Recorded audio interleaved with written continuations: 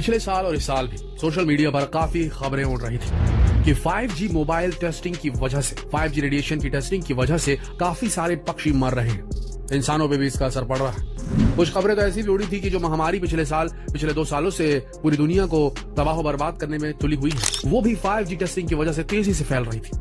पर इन सब दावों में कुछ खास सच्चाई थी नहीं, ये तो जग जाहिर हो चुका है। ये सारी अफवाहें थी, खबरें नहीं थी। लेकिन अगर हम ये कहें कि मोबाइल रेडिएशन, मोबाइल टावर से निकलने वाली रेडिएशन और ये वाईफाई, हाई स्पीड इंटरनेट की वाईफाई से जो रेडिएशन होता होगा, क्या इससे हम इंसानों को कोई फर्क नहीं पड़ता? क्या इससे पक्षियों को कोई फर्क नहीं पड़ता? ये कहना बेमानी होगा, क्योंकि फर्क तो पड़ता है। अगर आप भी मोबाइल लवर हैं और तेज स्पीड इंटरनेट आपकी जरूरत बन चुका है, वाईफाई से घिरे रहते हैं, तो इस वीडियो को अंत तक जरूर देखें ताकि आपको बाद में पछताना ना पड़े। चाहे मुंबई, दिल्ली जैसे महानगर हो या भोपाल, आगरा और रायपुर, जहां तक नजर पहुंचती है ऊंचे ऊंचे मोबाइल टावर नजर आते हैं। पहले 2G, 3G, 4G और अब 5G। पहले 1 Mbps से वाईफाई शुरू हुआ, 1 Mbps, 2 Mbps, 3 Mbps, 10 Mbps और अब तो 100 Mbps और अब तो Gbps में भी स्पीड देने की बातें कही जा रही है। इलॉन मस्क का तो कहना है कि वो सैटेलाइट्स लॉन्च कर रहे हैं और पूरी पृथ्वी पर इंटरनेट को सप्लाई कर देंगे। फिर जंगल में भी रहेंगे तो आपको 100 Gbps की स्पीड मिलेगी इंटरनेट की। चारों तरफ इंटरनेट की वाईफाई का रेडिएशन, क्या हाल होगा इससे, इस पृथ्वी का, इस पर रहने वाले जीवों का। ये बात तो आप भी जानते हैं कि चमगादड़, डॉल्फिन्स और ऐसे बहुत सारे जो समुद्री जीव होते हैं, कुछ तो जमीन पर भी रहते हैं, कुछ उड़ने वाले जीव भी होते हैं, जो इको लोकेशन का इस्तेमाल करते हैं, आवाज फेंकते हैं, टकरा के वापस आती है, उससे उनको पता चलता है कि उनका एनवायरमेंट कैसा है, उन्हें कहाँ जाना है, कैसे बचना है, कहाँ ऑब्स्टिकल है, कहाँ सीधा रास्ता है, ये उन्हें पता चलता है। अब भाई सब कुछ तो तरंगों का मामला है, चाहे साउंड वेव्स, तरंगों का मामला है। और तरंगे तो ये भी है जो वाईफाई से निकलती हैं, जो मोबाइल रेडिएशन से निकलती है। पक्षियों को भी दिशा भ्रम होता है और हम इंसानों में भी रेडिएशन का बुरा असर होता है, ये हम सब जानते हैं। और हैवी रेडिएशन की वजह से, हैवी तरंगों की वजह से हमारा शरीर भी बच नहीं पाएगा। इसके बुरे असरों से हमारा शरीर भी अनछुआ, अछूता नहीं होगा। ये तो एक सच्चाई है। एक दूसरे से आगे निकलने की होड़ में सभी कंपनियां नियम कायदों की अनदेखी कर लगातार रिहायशी इलाकों में जहां भारी तादाद में इंसान रहते हैं, लोग रहते हैं, टावर पर टावर खड़े किए जा रहे हैं। इन मोबाइल टावर से निकलने वाला खतरनाक रेडिएशन पक्षी और छोटे कीड़ों, यहां तक कि मधुमक्खियों को भी भारी नुकसान पहुंचा रहा है। हर टावर से, टावर छोड़ दीजिए, हर मोबाइल से इलेक्ट्रोमैग्नेटिक रेडिएशन निकलता है। लेकिन ये भी तो देखिए कितनी तादाद बढ़ रही है इसकी, मोबाइल्स की तादाद कितनी स्पीड से बढ़ रही है। भले ही बहुत कम रेडिएशन निकलता है, लेकिन इंस्ट्रूमेंट्स की तादाद कितनी ज्यादा बढ़ रही है। 2011 में पर्यावरण मंत्रालय की तरफ से एक रिपोर्ट में कहा गया था कि पक्षियों की संख्या घटने के पीछे मोबाइल रेडिएशन की भी एक बड़ी भूमिका है। इतना ही नहीं, EMR की वजह से मधुमक्खियों में अंडे देने की क्षमता में कमी पाई गई और उनमें कोलैप्स डिसऑर्डर की प्रॉब्लम भी देखने को मिली। मधुमक्खियां हमारे एटमॉस्फेयर के लिए बेहद जरूरी है। कई फलों और सब्जियों के प्रोडक्शन में मधुमक्खियां अहम रोल प्ले करती हैं। ऐसे में अगर इनकी संख्या में कमी आई तो कहीं न कहीं इसका सीधा असर देश की इकोनॉमी पर पड़ेगा। इसके अलावा घरों और गलियों में फुदकने वाली गौरैया भी अब दिखना बंद हो गई है और इसका एक बहुत बड़ा कारण भी मोबाइल रेडिएशन ही है। मोबाइल से कई गुना ज्यादा खतरा मोबाइल टावर से होता है, क्योंकि इससे बहुत अधिक मात्रा में रेडिएशन निकलता है। और पक्षियों में मैग्नेटिक सेल्स होते हैं, जिसे हम पक्षियों का नेचुरल नेविगेशन सिस्टम भी कह सकते हैं, जिसकी वजह से पक्षी अपना रास्ता ढूंढते हैं। लेकिन मोबाइल टावर के रेडिएशन से इनके इस नेविगेशन सिस्टम में प्रॉब्लम आ जाती है और पक्षी अपना रास्ता नहीं ढूंढ पाते। इसके अलावा जब पक्षी इस रेडिएशन की चपेट में आते हैं तो उन्हें भारी नुकसान होता है। सन 2018 में आई रजनीकांत की फिल्म 2.0 में भी इसी समस्या पर बात की गई थी और इस फिल्म के बाद से ही लोगों ने पक्षियों को लेकर अपने अंदर जागरूकता को बढ़ाया था। हाँ, लेकिन इस बात में कोई सच्चाई नहीं कि कोरोना का 5G से कोई नाता है, क्योंकि कोरोना वायरस वेव्स के माध्यम से नहीं फैलता। चलिए अब आपको बताते हैं कि आखिर मोबाइल टावर से रेडिएशन फैलता कैसे है।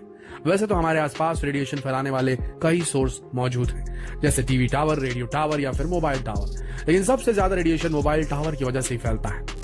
रेडियो और टीवी टावर बहुत ही कम रेडियो फ्रीक्वेंसी का फील्ड जनरेट करते हैं, जबकि मोबाइल टावर हाई रेंज का इलेक्ट्रोमैग्नेटिक फील्ड जनरेट करते हैं।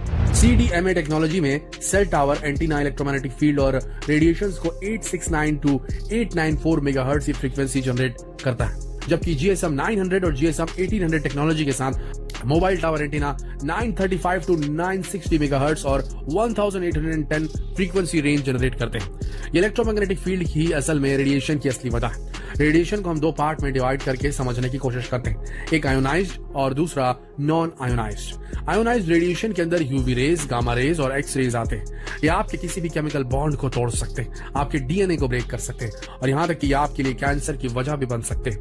लेकिन इनका यूज ज्यादातर मेडिकल फील्ड में या फिर वाटर प्यूरिफायर में किया जाता है, जहाँ एक लिमिटेड क्वांटिटी में इनका यूज किया जाता है। इसके बाद बारी आती है नॉन आयोनाइज्ड रेडिएशन की। इसमें इतनी ज्यादा एनर्जी नहीं होती, लेकिन जरूरत से ज्यादा रेडिएशन यहाँ भी खतरनाक हो सकता है। इसके ही अंदर आता है आपका रेडियो फ्रीक्वेंसी और इसका ही हम डेली लाइफ में यूज करते हैं, TV, radio, microwave, cellphones, internet के वाईफाई सभी में यही फ्रीक्वेंसी यूज की जाती है। माइक्रोवेव में इसी नॉन आयोनाइज्ड रेडिएशन से हीट जनरेट होती है, जिससे खाना गर्म हो जाता है और अगर हम ज्यादा टाइम तक इस हीट के कांटेक्ट में रहे तो हमारा शरीर जल सकता है। यही रीजन है कि अलग अलग गवर्नमेंट एजेंसीज ने मोबाइल टावर और मोबाइल फोन के लिए रेडिएशन रेंज सेट की हुई है, क्योंकि अगर इस लिमिट से ज्यादा रेडिएशन पैदा होगा तो उस एरिया में रहने वाले लोगों की स्किन जलने लगेगी। इस रेडिएशन का प्रभाव टावर के आसपास सबसे ज्यादा होता है और टावर से दूर जाने पर यह धीरे धीरे कम हो जाता है। और आजकल तो कई लोग ज्यादा पैसों की लालच में अपने घर की छत पर ही मोबाइल टावर लगवा लेते हैं और अपने साथ अपने पूरे मोहल्ले की जान को खतरे में डाल देते हैं। अब आपको एक ऐसी बात बताते हैं जिसे सुनकर शायद आपको थोड़ा शॉक लगे। वो ये है कि जिस टेक्नोलॉजी का फोन आप यूज कर रहे हैं उससे निकलने वाला रेडिएशन भी बिल्कुल उसी तरह का होगा जैसा रेडिएशन उसके टावर से निकलता है। हाँ, बस वो थोड़ा कम स्ट्रांग होगा, लेकिन उसका लॉन्ग टर्म असर तो जरूर होगा। आज लगभग हर हाथ में मोबाइल मिलेगा आपको। खाना, पानी और हवा की तरह मोबाइल और इंटरनेट भी हमारी जिंदगी की बेसिक नीड बन चुके हैं, लेकिन इसके कितने भयानक परिणाम हमें भुगतने पड़ेंगे आगे वाले समय में, ये सोचकर भी रूह फना हो जाती है। मोबाइल टावर से निकलने वाले रेडिएशन से इंसानों में भी कई तरह की परेशानियां देखने को मिल रही है। मोबाइल रेडिएशन से लंबे समय के बाद फर्टिलिटी प्रॉब्लम्स, बच्चा पैदा करने की जो समस्याएं होती है वो होती, कैंसर, ब्रेन ट्यूमर, मिसकैरेज तक की आशंका भी हो सकती है। दरअसल हमारे शरीर में 70% पानी है, दिमाग में भी 90% तक पानी होता है। ये पानी धीरे धीरे रेडिएशन को अब्सॉर्ब करता है और आगे जाकर सेहत के लिए काफी नुकसानदेह होता है। WHO की रिपोर्ट के मुताबिक मोबाइल से कैंसर तक होने की आशंका हो सकती है। एक स्टडी में कहा गया है कि हर दिन आधे घंटे या उससे ज्यादा मोबाइल का इस्तेमाल करने पर 8 से 10 साल में ब्रेन ट्यूमर की आशंका 200 से 400% तक बढ़ जाती है। जर्मनी में हुई एक रिसर्च के मुताबिक जो लोग ट्रांसमीटर एंटीना के 400 मीटर के एरिया में रहते हैं उनमें कैंसर होने की आशंका 3 गुना बढ़ जाती है। 400 मीटर के एरिया में ट्रांसमिशन बाकी एरिया से 100 गुना ज्यादा होता है, बता दें आपको। इसके अलावा मोबाइल का रेडिएशन जितना ज्यादा खतरनाक है उससे कई गुना ज्यादा खतरनाक है उसकी लत लगना। मोबाइल भी आजकल एक नशे का रूप लेता जा रहा है। इसका शिकार युवा से लेकर मासूम बच्चे और बूढ़े भी हो रहे हैं। कई केसेस में बच्चे मोबाइल के चक्कर में पड़कर अपना फ्यूचर बर्बाद कर रहे हैं और तो और सुसाइड जैसे कदम भी उठा चुके हैं। पबजी, फ्री फायर और इंस्टाग्राम रील के चक्कर में कई युवा और बच्चे चोरी और ब्लैकमेलिंग जैसे क्राइम भी कर रहे हैं। आज बहुत जरूरत है अपने बच्चों और युवाओं को मोबाइल के नशे की लत से बचाने की। क्यों? यही हमारे देश का भविष्य है। इसलिए टेक्नोलॉजी हमारी जिंदगी को आसान जरूर बनाती है, लेकिन कहीं ना कहीं हमें अपना गुलाम भी बना लेती है और जब हम उसके गुलाम बन जाते हैं तब हमें समझ में आता है कि हमें क्या नुकसान हुआ है। ऐसा ही कुछ हो रहा है दोस्तों, तो सतर्क हो जाइए और अपने आसपास इस चीज को जितना हो सके कम इस्तेमाल करने की कोशिश कीजिए। यही सबसे बेहतर होगा। अपने बेडरूम में अगर आपने राउटर लगा रखा है तो बेहद खतरनाक है, इसे मत लगाइए। जितना हो सके इस अति महत्वपूर्ण संदेश को फैलाइए देश भर में, फेसबुक पर, व्हाट्सएप पर और यूट्यूब पर, ताकि लोग जागरूक हो सके। शेयर कीजिए इस वीडियो को। कल फिर मिलेंगे एक दिलचस्प जानकारीप्रद वीडियो में। तब तक के लिए आप सबका इस वीडियो के अंत तक बने रहने के लिए दिल से धन्यवाद।